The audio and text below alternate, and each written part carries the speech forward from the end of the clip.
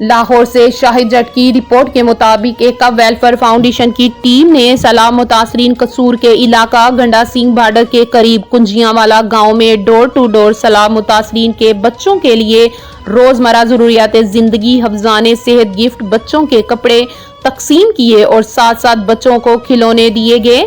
بچوں کا رجحان تعلیم کی طرف رکھنے کے لیے ان کو ڈرائنگ بک، کلر پینسلز اور ٹیبلٹ دیے گئے تاکہ وہ اپنی تعلیمی سرگرمیاں بھی ساتھ جاری رکھ سکیں۔ ایکا ویلفیئر فاؤنڈیشن نے اس پروجیکٹ کا نام گھر سے گھر تک رکھا۔ ایکا ویلفیئر فاؤنڈیشن کا مقصد ہے کہ گھروں کی تعمیر تک ہم ان کے ساتھ کھڑے ہیں، ان کی بحالی کے لیے ان کے ساتھ ان کو راشن کی فراہمی اور روزمرہ زندگی کی ضروریات کو پورا کرنا، ان کے گھر کی تعمیر کروانا ہے۔ لوگوں کو گھروں میں دوبارہ آباد کروانا ہم سب کی ذمہ داری ہے۔